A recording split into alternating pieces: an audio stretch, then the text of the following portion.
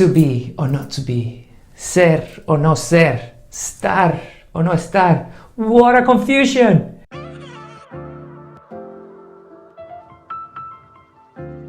Hello Habla family, this is Jimmy from Habla Ibiza, and today I'm here with the first video tutorial of the year. I recently asked you on social media what was it that you were struggling with the most with the Spanish.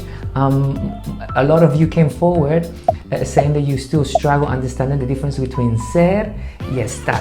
So this video is dedicated to you, Just, Martin, Lisa, Tom, and all my students who are still not very comfortable differentiating when to use ser and estar.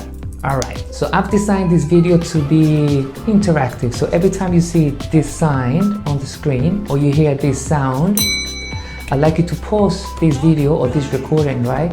And give yourself some time to think about the answers or sort of find something. Well, let's see where all the big confusion starts, right?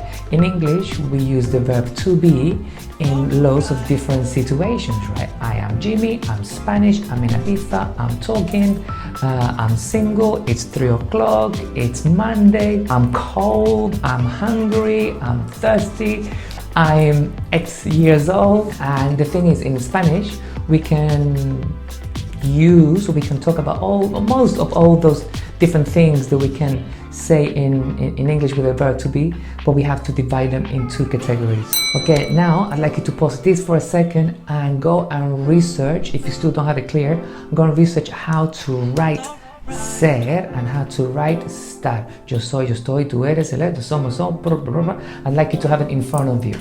Got it? Now that you have the form of ser estar right in front of you, there's no room for confusion for you to see which is the right ending for the right person. Now you have it in front of you. Don't worry about that. Let's look at when to use each verb now. It is commonly taught out there that ser is for permanent things and estar is for temporary things, right? I'm not too sure that kind of applies all the time.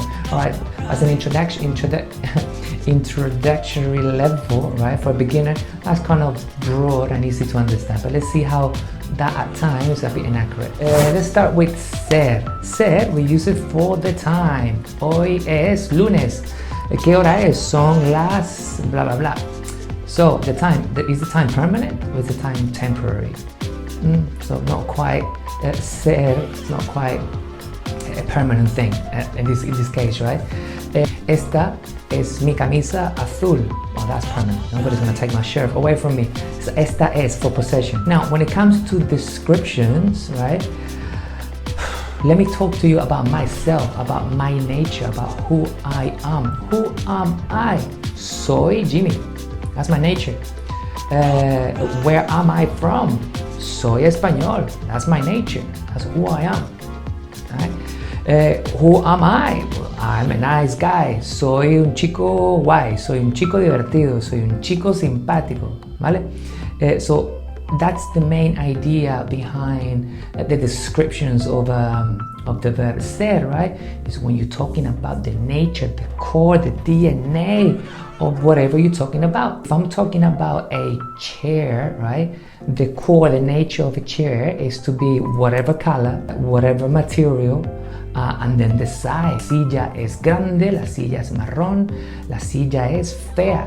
That's the way the chair is. That's the nature. You can't change. Can you change it? Yes, you can. But that's where it gets confusing, right? But that's how deep we need to understand this.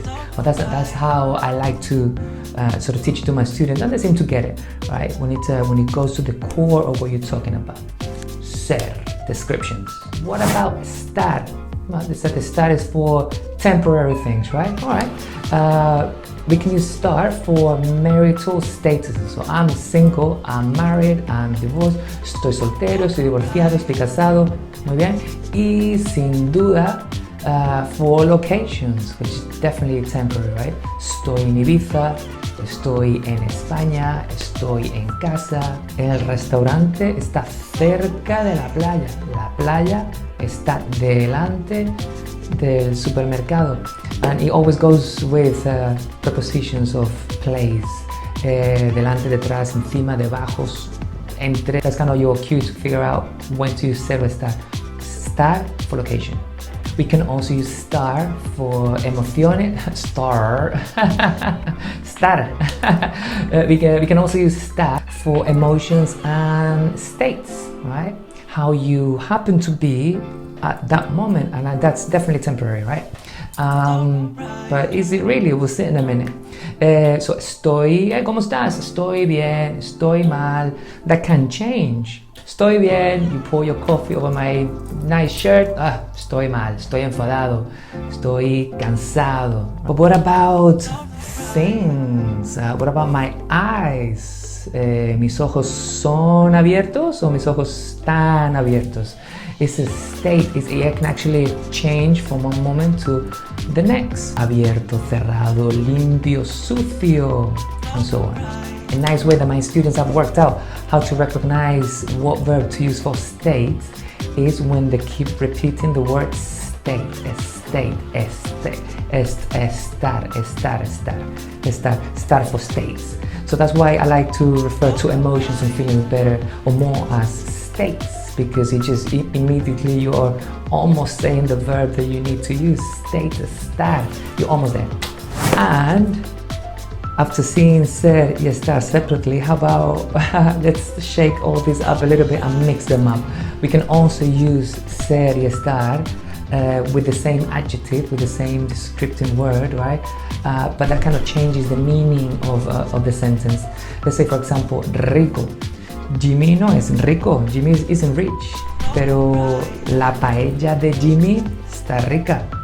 My paella is very nice, right? So in that sentence, rico means rich and nice. How about if Jimmy es malo? Once again, ser goes straight to the heart, to the core. Soy malo, Jimmy es malo, I'm a bad person. But if Jimmy está malo, that is describing my current state. If my current state is not good, it's because I happen to be ill. Jimmy está enfermo, Jimmy está malo. Alright, well, thanks for watching the explanation all the way through to the end. Right now, I'd like you to get your finger right on that pause button of your video browser or whatever you're listening or watching this, right? Because I'm gonna ask you some questions and I'd like you to answer before I reveal the answer. So, example number 1. Ibiza es una isla o Ibiza está una isla? Ibiza es una isla because I'm describing the nature of what I'm talking about. So it's definitely ser. Ibiza es una isla. Example number 2. Las españolas son simpáticas. Las españolas están simpáticas. If you answer las españolas son simpáticas, you're absolutely right. Once again, we're talking about the nature of, in this case, las españolas. That's the core, that's the way they are, like. Las españolas son simpáticas y muy guapas. Example number 3. Mi casa es lejos, mi casa está lejos. If you answer mi casa es lejos, you are wrong. Mi casa está lejos. It's location, and we have lejos, cerca, delante, detrás, entre, va. And that's kind of like the cue for when to start with locations. Example number 4. Mi casa es abierta, mi casa está abierta. If you answer la casa es abierta, you're wrong. Es la casa está abierta. Why? Because we're talking about the state. It could change. It could be open, it could be closed. Está abierta, está cerrada. States, estar. And example number 5. Beyoncé es buena o Beyoncé está buena. If you answer Beyoncé es buena, you're right. And if you answer Beyoncé está buena, you're also right. How's that possible? Because with es, Beyoncé es buena, we're describing her nature, the way she's like, the kind of person she is, the way she was born, what's running through her veins. She's a good person.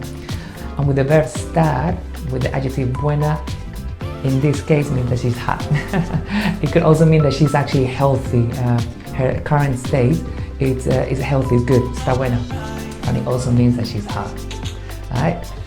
Alright, chicos y chicas de la comunidad Habla Ibiza and around the world, wherever you're watching, I hope this finally shed some light over SER ESTAR and gave you a bit more understanding of when to use them, right? If you like this video, I would love to hear from you in the comments of this video, and perhaps you would like to try to challenge the rest of the viewers, writing some multiple choice just like I did with sentences with SER ESTAR, huh?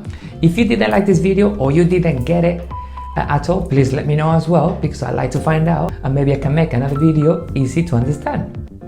And if you have any other problems or you struggle with any other points of the Spanish grammar or vocabulary or something, please get in touch as well and I'll look into it and I might make a video dedicated just for you. Alright, this is Jimmy Valencia from Habla Ibiza. See you next time.